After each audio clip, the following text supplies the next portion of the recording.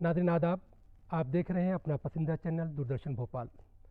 दूरदर्शन भोपाल की इनफरादियत है कि वो हमेशा ऐसे मौज़ूआत पर प्रोग्राम को लेकर आता है जिससे आलमी इंसानियत को फ़ायदा पहुँचता है। ईद उल अज़हा के मुबारक मौके पर एक ख़ास महफ़िल दूरदर्शन भोपाल में सजाई गई है। इसका मकसद ये है कि इंसानियत को ईद उल अज़हा का पैगाम पहुँचाया जाए। नाज़रीन, सबसे पहले आप तमाम लोगों को ईद उल अज़हा बहुत बहुत मुबारक। ईद उल अज़हा खुशियों का पैगाम, मोहब्बतों का पैगाम, दिलों को जोड़ने का पैगाम, दिलों की कुदरतों को दूर करने का पैगाम है। आज की इस महफ़िल में हमारे साथ बात करने के लिए दो मुमताज़ आलिम दीन, एक मुमताज़ आलिम दीन मौलाना सैयद शराफत अली नदवी साहब हमारे साथ मौजूद हैं। शराफत साहब, आपका इस्तकबाल, आपका खैर मकदम करते हैं। हमारे बीच लखनऊ से मुमताज़ आलिम दीन मौलाना सैयद तौहीद आलम नदवी साहब हैं। तौहीद साहब, आपका इस्तकबाल करते हैं। नाज़रीन, प्रोग्राम का खूबसूरत आगाज़ करने के लिए मैं मुस्तफ़ा मोहम्मद खान साहब से गुजारिश करूँगा कि तलावत कलाम पाक पेश करें। أعوذ بالله من الشيطان الرجيم بسم الله الرحمن الرحيم وقال إني ذاهب إلى ربي سيهدين رب هب لي من الصالحين فبشرناه بغلام حليم فلما بلغ معه السعي قال يا بني إني أرى في المنام أني أسبحك فانظر ماذا ترى قال يا أبت افعل ما تؤمر ستجدني إن شاء الله من الصابرين فلما أسلما وتله للجبين وناديناه أن يا إبراهيم قد صدقت الرؤيا إنا كذلك نجزي المحسنين إن هذا لهو البلاء المبين وفديناه بذبح عظيم وتركنا عليه في الآخرين سلام على إبراهيم كذلك نجزي المحسنين إنه من عبادنا المؤمنين صدق الله العظيم. नाज़रीन, आप मुस्तफ़ा मोहम्मद खान साहब की तिलावत कलाम पाक सुन रहे थे। तो आइए आज के मौजू पर हम अपने मेहमानों से गुफ्तगू करते हैं। शराफत साहब, हम अपनी गुफ्तगू शुरू करना चाहेंगे कि सैकड़ों साल पहले, हज़ारों साल पहले हम देखते हैं कि एक पैगाम दिया गया कुर्बानी का। तो ईद उल अज़हा का पैगाम क्या है? ईद के 3 दिन जो सारी दुनिया के अंदर जानवरों की कुर्बानी दी जाती है, मकसद गोश्त खाना या खिलाना वो नहीं है, जी, बल्कि ये यादगार है हज़रत इस्माईल अलैहिस्सलाम की उस कुर्बानी की जो उनके वालिद हज़रत इब्राहीम अलैहिस्सलाम ने मिना के मैदान में पेश की थी और जो कबूल की गई वो हज़रत इस्माईल का लक़ब ज़बीहुल्लाह कहलाया।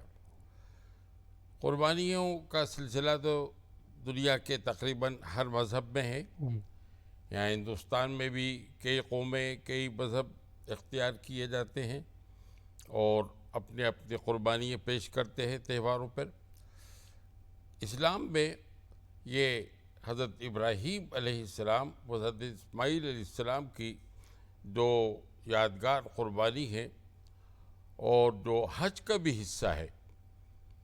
کیونکہ کعبۃ اللہ کی تعبیر دونوں باپ بیٹوں نے کی، جس کا ذکر قرآن میں ہے، اور اسی میں مینا کے میدان میں قربانی بھی جو دی گئی، وہ آج بھی لاکھوں کی تعداد میں حاجی جو ہے وہ قربانی پیش کرتے ہیں۔ اصل میں قربانی یہ اس تعلق اور اس رشتے کی جو ہمیں خدا سے غافل کر دے، اس تعلق کو ختم کر دیا جائے، اس رشتے کو ختم کر دیا جائے۔ حضرت ابراہیم علیہ السلام کو جو قربانی کا حکم ہوا تھا وہ یہی تھا کہ حضرت اسماعیل ہوشیار ہو رہے تھے، اور ایک بوڑھے باپ کو اپنے جوان ہونے والے بیٹے سے جو توقعات ہوتی ہیں، اور دن بدن جو رشتہ مستحکم اور مضبوط ہوتا جاتا ہے، اللہ رب العالمین نے اس طرح محبت بھی دے کر اپنی محبت کا بھی امتحان لیا، اور جو خواب نبیوں کے سچے ہوتے ہیں ان کو یہ دکھایا گیا۔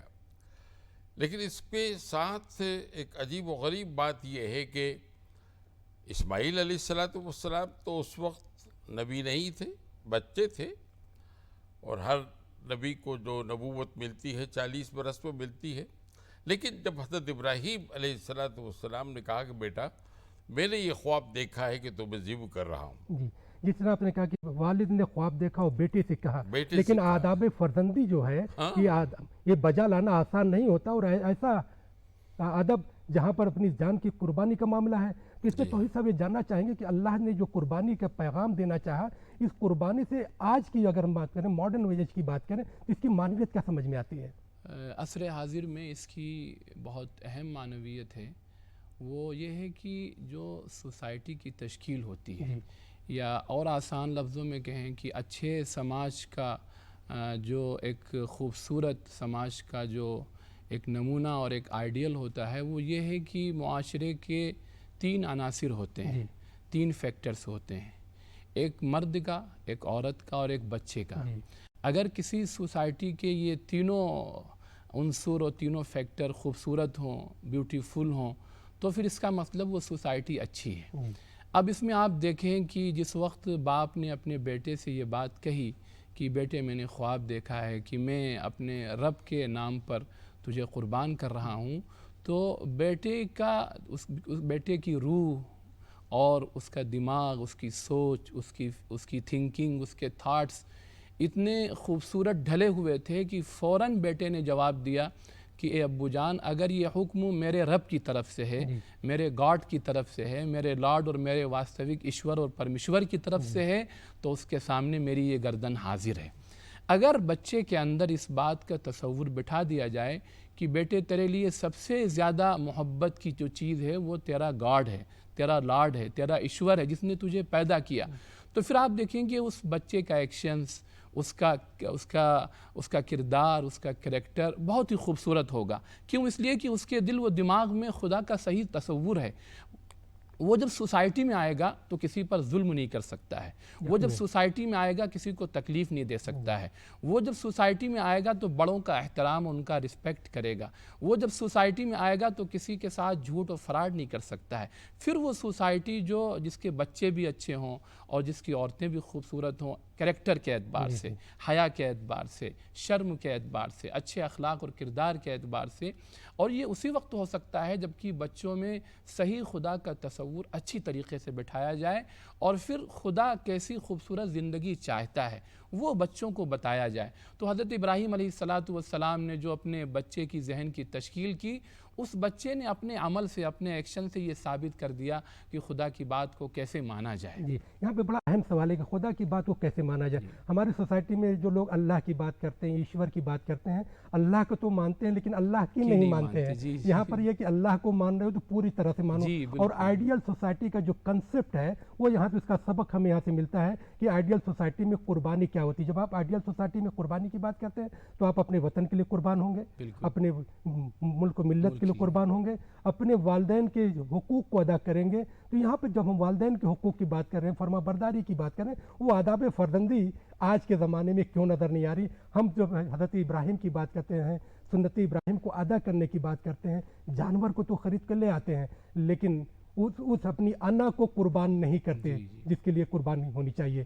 شرافت صاحب، اصل میں بات یہ ہے کہ یہ صرف اللہ رب العالمین کا حکم تو ہے اور اس کی تعمیل بھی ہوئی، لیکن اس میں ایک معاشرہ کی تشکیل بھی سامنے آتی ہے، جو اقبال نے کہا کہ یہ فیضان نظر تھا یا کہ مکتب کی کرامت تھی، سکھائے کس نے اسماعیل کو آداب فرزندی۔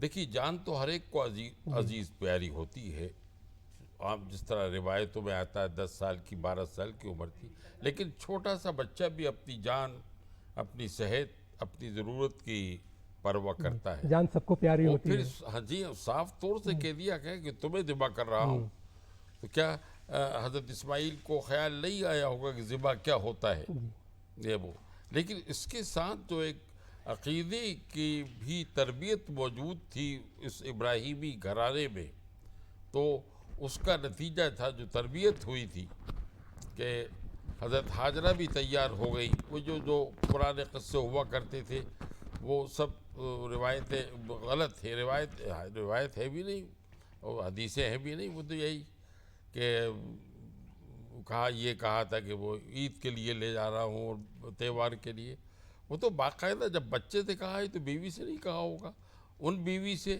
جو خود بہت بڑی قربانی دے چکی تھی اسی دودھ پیتے بچے حضرت اسماعیل کے ساتھ۔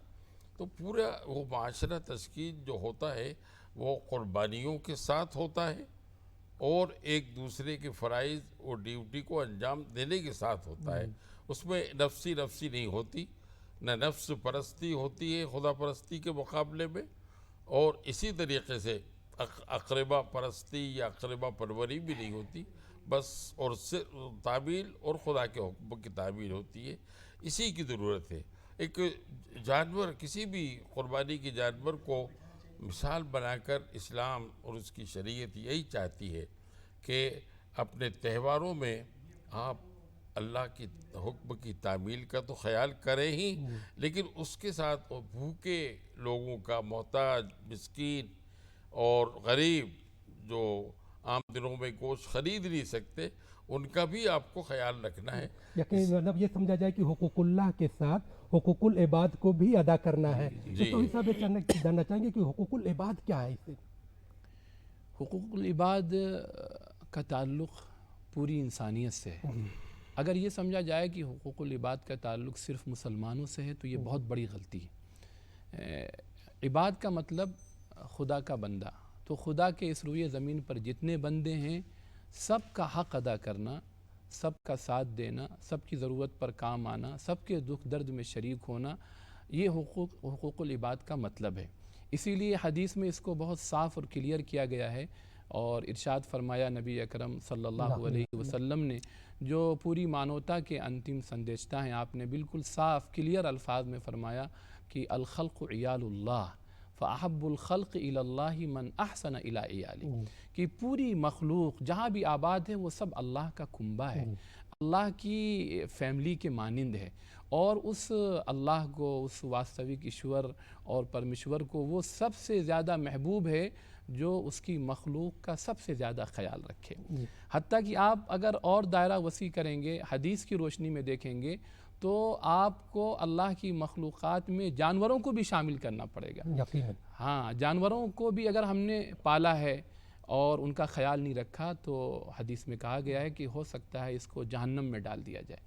اور یہ حدیث بہت مشہور ہے، بخاری کی روایت ہے کہ ایک عورت نیک تھی، شریف تھی، لیکن اس نے ایک بلی پال رکھی تھی اور اس کی غفلت کی وجہ سے وہ بلی مر گئی تو اس کو جہنم میں داخل کیا گیا۔ اور ایک عورت تھی، فاحشہ تھی، گندی عورت تھی، لیکن ایک مرتبہ وہ سفر کر رہی تھی، اس نے ایک کتے کو دیکھا، وہ پیاز سے اپنی زبان باہر نکال کر کیچڑ چاٹ رہا تھا، تو اسے ترس آیا، وہ اتری اور اپنے چمڑے کے موزے میں اس نے کنویں سے پانی نکالا بھر کر اور پھر اس کتے کو پلایا، تو اللہ تعالیٰ نے اس عورت کو معاف کر کے جنت میں داخل کیا۔ اللہ کو وہ ادا جو ہے بندگی کی ادا بہت پسند آئی، کتنی پسند کیونکہ آئی۔ جو ہے جس طرح سے قرآن پاک کی تلاوت سے پروگرام کا آغاز کیا مصطفیٰ محمد خان نے آیت کریمہ تلاوت کی، اس کو جو سنتے ہیں، سننے کے بعد مجھے خیال آیا کہ محبت ہے جنہیں بھی مصطفیٰ سے، بالکل بالکل محبت ہے جنہیں بھی مصطفیٰ سے گزر جاتے ہیں ہر کرب و بلا سے۔ کیونکہ ہر کرب و بلا سے تبھی آپ گزر سکتے ہیں جب اللہ کے ایشور کے سندیش کو پوری طرح سے اڈاپٹ کریں گے. جب ہم اس کو اڈاپٹ کریں گے تو یقینی طور پر ہم اس کے ماننے والے ہوں گے اور اس کی تمام چیزوں سے ڈرنے والے بھی ہوں گے. صرف جب ہم قربانی کی بات کرتے ہیں تو قربانی میں صرف جانور لا کر قربان کر دینا اور اس کے بعد گوشت کو کھا لینا یہ نہیں. اچھا گوشت کی تقسیم کے جو کیا ہے اس کے بارے میں شرافت صاحب بتائیں.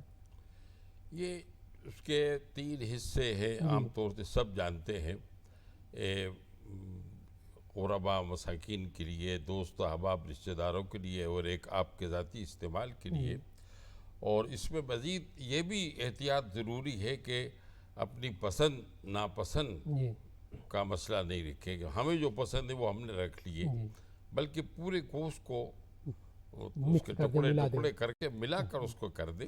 ورنہ جیسے اپن نماز میں چوری نہیں کرتے، روزے میں چوری نہیں کرتے، اس طرح اس عبادت میں بھی چوری نہیں کریں، کیونکہ یہ قرآن مجید میں آیا ہے کہ یہ قربانی کا خون اور گوشت اور دیگر چیزیں یہ نہیں پہنچتی اللہ کو، تو تمہاری نیت اچھا اللہ کے پاس جب یہ پہنچ نہیں رہی ہیں تو اللہ اس قربانی سے چاہتا کیا ہے؟ اللہ رب العالمین ایک پرامن معاشرے کی تشکیل چاہتا ہے جس میں خاندان کی تعلیم و تربیت بھی ہو، اور قربانی سب سے بڑی محبتوں کی اور خواہشات کی ہے جو اللہ کی بات ماننے میں آڑے آتی ہیں. تو وہی مقصد ہے اس میں. نہ اسماعیل کو ذبح ہوتا ہوا اللہ دیکھنا چاہتا تھا، وہ اللہ نے جانور اور ساری مخلوق تو انسانوں کے لیے پیدا کی ہے. ایک نہ ایک دن جانور سب فوت ہوتے ہیں، لیکن انسانوں کے لیے استعمال ہوئے. ایک آخری بات میں اپنے طور سے یہ کہنا چاہتا ہوں کہ قرآن مجید میں فرمایا گیا ہے کہ لن تنالوا البر حتی تنفقوا مما تحبون، جن سے تمہیں پیار ہے، جن پر تم نشاور ہونے کو تیار رہتے ہو ان کے لیے، جیسے باپ اولاد کے لیے یا اور اولاد کی اولاد کے لیے. اور اس عید الاضحیٰ کا ایک پیغام یہ ہے، اور میں تو یہ سمجھتا ہوں کہ یہ صرف 3 دن نہیں بلکہ ہر نماز میں آپ کو عید الاضحیٰ کا پیغام ملے گا. اچھا ہر نماز میں جس طرح سے آپ نے کہا کہ ہر نماز میں عید الاضحیٰ کا پیغام ملے گا، آپ کو اللہ کے حکم کی جو تعمیل کرنی ہے ہر نماز میں، تو پوری طرح سے آپ اللہ کے اس میں جھک جائیے اور اللہ جو چاہتا ہے اس کے ماننے والے بن جائیں. اچھا جب ہم اللہ کے ماننے والے بن جائیں یا اللہ کے نبی کے پیغام کو ماننے والے بن جاؤ پوری طرح سے اگر ہم جھک جاتے ہیں تو یقیناً وہیں سے ملتا ہے کیا نماز میں سجدے میں جا کے دیکھ، یہ ہمیں ایک بڑا پیغام ملتا ہے. اب جب ہم پوری عبادت کے لیے وہاں پہ جاتے ہیں تو عید الاضحیٰ کی جو نماز ادا کی جاتی ہے 6 تکبیروں کی جو ادا کی جاتی ہے تو ہی سب وہ جاننا چاہتے ہیں کہ اللہ تعالیٰ اس میں، کیونکہ عیدین کی جب نماز ادا کی جاتی ہے تو اس کے بارے میں کہ ہمارے ناظرین جو دیکھ رہے ہیں وہ صحیح نماز بھی ادا کر سکیں. جی عید الاضحیٰ کی جو نماز ادا کی جاتی ہے یا عید الفطر کی جو نماز ادا کی جاتی ہے، آپ اس میں دیکھیں گے کہ سب سے زیادہ جو چیز اللہ کی طرف سے مطلوب ہے وہ اللہ کی بڑائی کا اعلان ہے، جسے تکبیر کہتے ہیں. تکبیر کا مطلب یہ ہے کہ آدمی دل سے اس بات کو مانے کہ سب سے بڑی ہستی اس کائنات میں اللہ ہے. سب سے بڑی ہستی جو ہے وہ ذات ہے جس کے قبضے قدرت میں پوری کائنات ہے. پوری کائنات کا ذرہ ذرہ، درخت کا پتا پتا اور سمندر کا قطرہ قطرہ ہے، جو پورا نظام عالم چلاتا ہے، جو مخلوق کو رزق دیتا ہے، مخلوق کے لیے سارے موسم لاتا ہے، مخلوق کی پوری باڈی کے سسٹم کو چلاتا ہے. تو وہ اللہ، اس اللہ کی بڑائی کا اظہار کرنا اور اس اللہ کی بڑائی، اس کی عظمت کو سامنے رکھنا، یہ اصلاً مقصود ہوتا ہے. وجہ کیا ہوتی ہے؟ جب کسی بھی بندے کے دل میں اور اس کی روح میں، اس کی آتما میں جب خدائی صحیح تصور ہوتا ہے تو پھر آپ دیکھیں گے کہ اس انسان کا ہر عمل خود بخود اچھا ہوتا ہے. اور اسی لیے عیدین میں، یعنی دونوں عیدوں میں، چاہے وہ عید الفطر ہو چاہے وہ عید الاضحیٰ ہو، تکبیریں بڑھا دی گئی ہیں. تکبیریں اسی لیے بڑھائی گئی ہیں تاکہ ہر بار یہ یاد دلایا جائے کہ سب سے بڑی کائنات کی ہستی اللہ ہے اور اس کی ہر بات کے سامنے اس کا بندہ حاضر ہے. اور یہی اصل پیغام ہے. آپ دیکھیں گے چاہے عید کا موقع ہو چاہے بقرعید کا، لیکن جو مشن دیا جاتا ہے، جو پیغام دیا جاتا ہے، وہ ہر وقت یہی ہوتا ہے. جیسے ابھی معاذ نے جو آیت کا حوالہ دیا اور اس میں یہ بات آپ نے بھی سوال رکھا کہ جب اللہ کو گوشت اور اس کا خون پہنچتا نہیں تو پہنچتا کیا ہے؟ پہنچتا بندے کے دل کا سچا تعلق ہے، بندے کے دل کا صحیح خدا کا استحضار ہے، جسے تقوی کہا گیا ہے۔ لن ینال اللہ لحومها ولا دماؤها ولکن ینالہ التقوی منکم۔ نہ گوشت پہنچتا ہے نہ خون پہنچتا ہے، بلکہ تمہارے دل کا جو مالک سے سچا تعلق ہے وہ پہنچتا ہے۔ اچھا، پھر اس موقع جب وہ پہنچتا ہے تو دل کے اندر جو قدورتیں ہیں، جو جی، میل ہے، وہ تو اس موقع پہ قربان ہونا بالکل چاہیے۔ بالکل، جب یہ قربان ہوگی، اگر دل میں سچا اللہ سے عشق ہے، سچی محبت ہے، اس کا سچا دھیان ہے، تو ایسا ہو ہی نہیں سکتا ہے کہ اس بندے کا دل کسی کی طرف سے گندا ہو۔ اگر اس کا دل گندا ہے، اس کے دل میں کھوٹ ہے، اس کے دل میں کدورت ہے، اس کے دل میں کسی کے لیے حسد ہے، کسی کے لیے گندے جذبات ہیں، تو اس کا مطلب یہ کہ اس کا خدا سے سچا تعلق ہی نہیں ہو سکتا ہے۔ اچھا، اس کا خدا سے بھی سچا تعلق نہیں ہو سکتا، اس کا سوسائٹی سے بھی سچا نہیں ہو تعلق نہیں ہو سکتا ہے، سکتا بالکل نہیں ہو اسی لیے تو اقبال نے کہا کہ محمد سے وفا تو نے تو ہم تیرے ہیں، جی جی، یہ جہاں چیز ہے کیا لوح و قلم تیرے ہیں۔ تو یہ لوح و قلم جو اللہ نے دی ہے، اور انسان کے پاس اگر قلم آیا ہے تو اس کی وحدانیت کو بیان کرنے کے لیے، اس کی حقانیت کو بیان کرنے کے لیے، تو ہم یہ چلتے چلتے جاننا چاہیں گے کہ یہ مختصر میں اس کا جو پیغام محبت ہے، اور وہ پیغام محبت جو آج کے انسان کی ضرورت ہے، وہ کیا ہے؟ وہ اپنی پسندیدہ چیزوں کو جی ہر انسان کے لیے، ہر بندے کے لیے، ہر بندی کے لیے، چاہے ہمارے سے خون کا رشتہ ہو، دودھ کا رشتہ ہو یا نہ ہو، اس کے لیے قربان کر دیں۔ یہ صرف قربانی جو ہے، حدیث پاک میں آتا ہے لا یؤمن احدکم حتی یحب لاخیہ ما یحب لنفسہ۔ یہاں پر مسلم غیر مسلم کی بھی قید نہیں لکھا، اخیہ کا لفظ ہے، جی تو امت مسلمہ کے افراد بھی اخ میں ہو سکتے ہیں، اور حضرت آدم کے تعلق سے بھی۔ تو وہ جذبہ پیدا کرنا ہے کہ ہم ایک دوسرے کے کام آئے۔ ہمارے نبی نے یہ تعلیم تلقین دی ہے، خیرکم من ینفع الناس، تم میں سب سے بہتر وہ ہے جو لوگوں کو فائدہ پہنچائے۔ ایک بات اس ضمن میں یہ بھی کہنا چاہتا تھا کہ قربانی کا واقعہ ایک مرتبہ ہو گیا، جی ہاں، حضرت اسماعیل کی قربانی دے دی گئی۔ کربلا کا واقعہ ایک مرتبہ ہو گیا، حضور صلی اللہ علیہ وسلم کے نوازے شہید ہو گئے۔ لیکن یہ کتنا بڑا ایک شرعی اتفاق ہے، کیونکہ ہماری امت کو ملت ابراہیمی بھی کہا گیا، ہمارا نام مسلم انہوں نے ہی رکھا ہے۔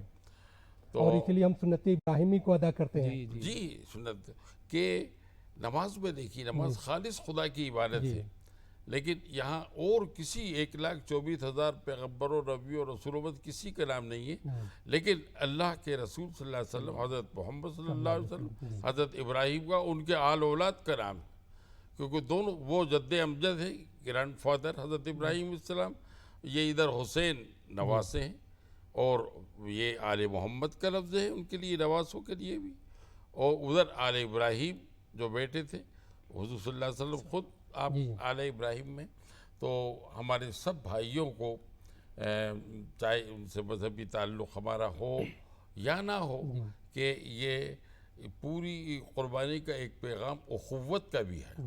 جی، تو آپ نے بہت اچھا بات کہی کہ قربانی کا پیغام اخوت کا بھی ہے، اور اسلام میں تو پڑوسی کا خیال رکھنے کی بہت ساری سخت تلقین کی گئی ہے کہ آپ اپنے پڑوسیوں کا خیال رکھیے، اور شاید یہاں تک بھی کہا گیا ہے کہ اگر آپ نے کھانا کھا لیا پیٹ بھر کے، آپ کا پڑوسی بھوکا رہ گیا تو اس کی بھی سرزنش کی گئی ہے۔ تو اس کے بعد ہم جاننا چاہیں گے پڑوسیوں کے حقوق کے بارے میں اللہ نے کیا کہا۔ پڑوسیوں کے حقوق کی پوری تفصیل سورہ نساء کی ایک آیت ہے، وَاعْبُدُوا اللَّهَ وَلَا تُشْرِكُوا بِهِ شَيْئًا وَبِالْوَالِدَيْنِ إِحْسَانًا وَبِذِي الْقُرْبَى وَالْيَتَامَى وَالْمَسَاكِينِ والجار ذی القربى والجار الجنب والصاحب بالجنب وابن السبیل۔ اگر کوئی اس کی پوری تفصیل پڑھ لے تو کوئی فرد بشر پھر باقی نہیں بچتا ہے جس کا ہمیں خیال نہ رکھنا ہو۔ پھر اس کے بعد حضور اکرم صلی اللہ علیہ وسلم جنہوں نے پوری قرآن کی تفسیر اور اس کا ایکسپلینیشن پیش کیا ہے اپنے عمل سے، اپنے کردار سے، اپنے کریکٹر سے، آپ جب حدیث کو دیکھیں گے تو حضور اکرم صلی اللہ علیہ وسلم نے یہاں تک کئی حدیثوں میں یہ بات ارشاد فرمائی۔ ایک مرتبہ آپ نے 3 مرتبہ قسم کھائی، واللہ لا یؤمن، واللہ لا یؤمن، واللہ لا یؤمن، خدا کی قسم ہرگز وہ صاحب ایمان نہیں ہو سکتا۔ پھر آپ نے کہا نہیں ہو سکتا، نہیں ہو سکتا، تو صحابہ نے پوچھا کون یا رسول اللہ؟ فرمایا وہ شخص جس کی تکلیفوں سے اس کا پڑوسی محفوظ نہ ہو۔ ایک جگہ آپ فرمایا لیس المؤمن بالذی یشبع وجارہ جائع الی جنبی، ہرگز ہرگز وہ مومن نہیں ہو سکتا ہے جو خود پیٹ بھر کر کھا لے اس کا پڑوسی بھوکا ہو۔ تو اگر ہمارے اندر اس کا احساس نہیں ہے کہ ہم خوشی کے ساتھ زندگی گزار رہے ہوں اور ہمارا پڑوسی پریشان ہے، پڑوسی کوئی بھی ہو اگر وہ پریشان ہے تو پھر قرآن و حدیث کی روشنی میں ہم صاحب ایمان نہیں ہو سکتے۔ یقیناً صاحب ایمان نہیں، اور عید کی خوشیوں کا پیغام بھی یہی ہے کہ ہم اپنی خوشیوں میں اپنے پڑوسیوں کو، اپنے بھائیوں کو، اپنے اہل وطن کو، سب کو شامل کریں۔ خوشیاں تو تبھی ہوں گی جب سب اس میں شامل ہوں گے۔ تو شرافت صاحب، جب ہم خوشیوں کی بات کرتے ہیں تو خوشی آپ کے نزدیک کیا ہے؟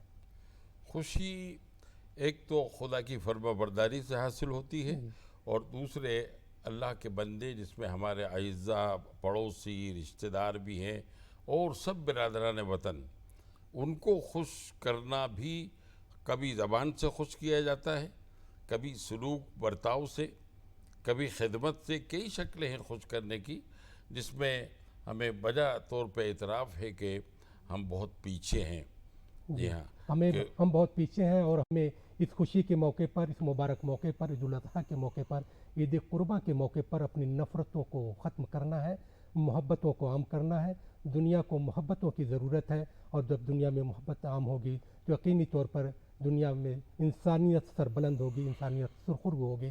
ناظرین، ہمارا آج کا پروگرام عید الاضحیٰ اسپیشل جو منعقد کیا گیا تھا، اور ہمارے اس میں دو خاص مہمان مولانا سید شرافت علی ندوی صاحب، مولانا سید توحید عالم ندوی صاحب اس میں شرکت کریں۔ میں اپنے دونوں مہمانوں کا شکریہ ادا کرتا ہوں کہ آپ نے اس شدت کی گرمی میں ہمارے لیے وقت نکالا، اور آپ کی مفید معلومات کی روشنی میں ہمارے اپنے پروگرام کو مزید بہتر بنانے کا موقع ملا۔ جو ناظرین، عید الاضحیٰ کا ایک مبارک پیغام، یہ پروگرام یہیں پر ختم ہوتا ہے۔ ہمارا یہ پروگرام آپ کو کیسا لگا؟ آپ اپنی رائے ہمیں لکھ بھیجیے تاکہ آپ کے مفید مشوروں کی روشنی میں دوردرشن کے ذریعہ اب بہترین سے بہترین پروگرام پیش کیے جائیں اور آپ کی خدمت میں پیش کیے جائیں۔ تو ناظرین، آج کا ہمارا پروگرام یہیں پر ختم ہوتا ہے۔ ٹیم کے ساتھ مہتاب عالم کو دیجیے اجازت۔ خدا